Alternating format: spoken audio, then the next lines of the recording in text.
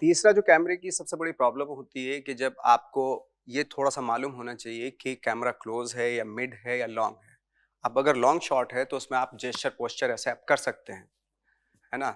लेकिन वही कंटिन्यूटी में अगर क्लोज़ आ रहा है, तो आप फिर इतना फैला के हाथ या इतना निकल के नहीं कर सकते। थोड़ा-सा अपने आपको मिनिमाइज़ करना पड़ता है ना? लेकिन एक्शन की जो कंटिन्यूटी वो भी सेम रखनी है आपको। आपने सपोज़ पहले बोला था लॉन्ग शॉट में बोला था कि तुम ऐसा नहीं कर सकती, क्या कहा था तुमने उस दिन? तो अगर क्लोज़ आ रहा है तो आपको जैसे आपने हाथ यहाँ फेंका था तो थोड़ा यहाँ पे रखना पड़ेगा ताकि वो आपके उसमें आ जाए। आपके क्लोज़ में वो आपका हैंड जेस्चर आ जाए। तो इस तरह की कुछ चीज़ें होती हैं जब हालाँकि मैं इन सब चीज़ों का थोड़ा कम ख़्याल रखता हूँ बट टेक्निकली ख़्याल रखना चाहिए इन चीज़ों का क्योंकि अगर क्लोज़ है आपका तो उसमें थोड़ा मिनिमाइज़ कर लें, सिर्फ़ इतना मालूम होना चाहिए। जैसे बहुत सारे एक्टर्स को तो कैमरे के लेंसेज़ तक मालूम होते हैं कि कौन-सा लेंस है। बट इतनी डिटेल में आई थिंक मुझे नहीं लगता इतनी डिटेल में जाने की ज़रूरत है। बट थोड़ा आइडिया होना चाहिए कि अभी क्लोज़ है, अभी मिड है, अभी लॉन्ग है। ये थोड़ा-सा एक आइडिया होना चाहिए एक्टर को।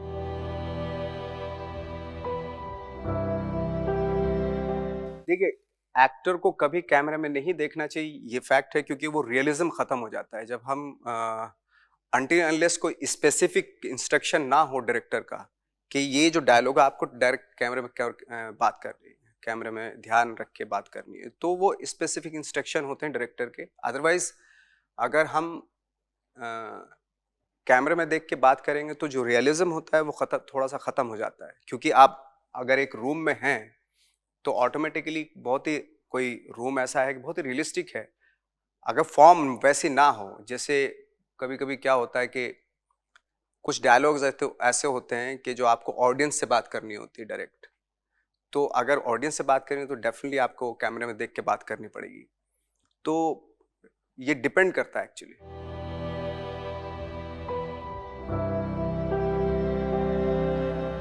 सी अगर कोई एक्टर नहीं है तो डेफ़िनिटली कभी-कभी ऐसा भी होता है।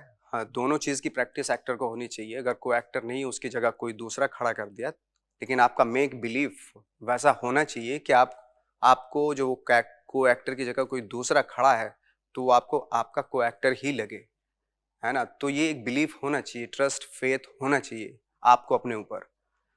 कभी-कभी होता है ऐसा कि सामने वाले की जैसे उसकी ज़रूरत नहीं है अभी और कैमरे के लेफ्ट में या राइट में मुझे देखना है, जहाँ पे कोई एक्टर अक्सर खड़ा कर देते हैं। खड़ा कर देते हैं तो थोड़ा-सा एक मोटिवेशन मिलता है, एक एनर्जी सही रहती है, एक ऑनेस्टी रहती है परफ़ॉर्मेंस में। अगर नहीं खड़ा है, तो भी कोई प्रॉब्लम नहीं क्योंकि आप एक्टर हैं, तो आपका फ़र्ज़ बनता है कि जो दूसरा आदमी खड़ा है, उसको भी आप अपना को-एक्टर मानें।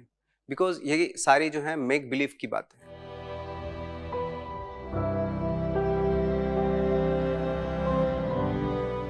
ये स्पेसिफिक सिचुएशन में होता है कि जब एक्टर को ब्लॉक किया जाता है। कई बार ऐसा भी होता है कि जब एक्टर को ब्लॉक कर देते हैं, तो वो परफॉर्मेंस नहीं आ पाती जो उसको फ्री छोड़ने में आ रही थी। बट आई थिंक एक्टर को इस चीज़ की भी प्रैक्टिस होनी चाहिए कि अगर ब्लॉक कर दिया है, बिल्कुल टाइट क्लोज़ है, तो एक्टर को वहाँ पे उसी सिचुएशन में अपना बेस्ट देना है। तो इन सब चीज़ों की प्रैक्टिस एक्टर को होना बहुत ज़रूरी है। देखिए एक्शन सीक्वेंस तो ये तो एक्शन डायरेक्टर ही करते हैं।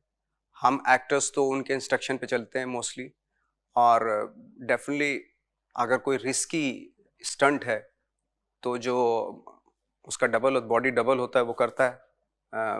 मेरे ख्याल से चूँकि एक्टर को पूरी पिक्चर करनी होती है, अगर वो बीच में एक्शन सीक्वेंस हो रहा है, वो रिस्क लेके अगर कर रहा है, कोई अगर इंजर्ड हो गया, तो पूरी फ़िल्म रुकने के चांसेस रहते हैं क्योंकि वो मेन लीड कर रहा है या व्हाटएवर जो भी, उसके बाद भी उसके और सीक्वेंस हैं। तो इस चीज़ का ख़्याल रखना चाहिए कि जितना सेफ एक्शन एक्टर करे तो उतना अच्छा है। बाकी अगर रिस्की है, तो मैं तो अपनी तरफ से यही चाहता हूँ कि भाई जो बॉडी डबल है वो करे क्योंकि अगर आप थोड़े-से इंजर्ड हो गए तो दिक्कत हो सकती है।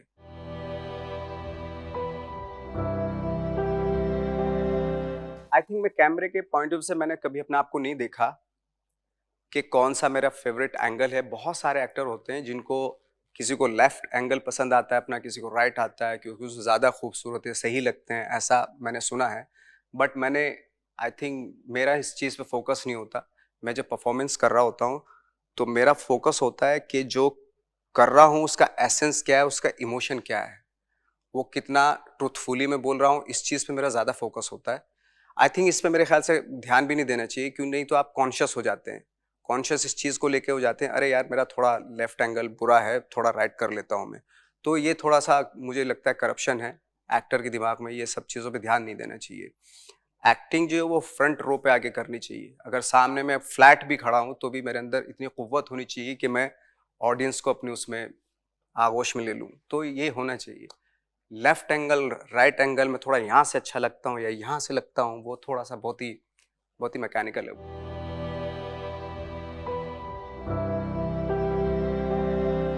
सी मुझे लगता है कि प्रैक्टिस के लिए ज़रूरी नहीं है कि जैसे कभी-कभी होता था कि शीशे के सामने प्रैक्टिस करनी है या मोबाइल पे अपनी एक स्पीच कर दो, तो वो उससे क्या होता है कि आप शीशे में या मोबाइल में या जब आप अपने आप को खुद शूट कर रहे होते हैं, तो आप कॉन्शियस होते हैं कि मैं खड़ा हुआ कैसा लग रहा हूँ, अच्छा लग रहा हूँ या नहीं लग रहा हूँ, थोड़ा थ्री डायमेंशनल खड़ा हो जाता हूँ, थोड़ा ऐसे खड़ा हो जाता हूँ, यहाँ हाथ रख लेता हूँ।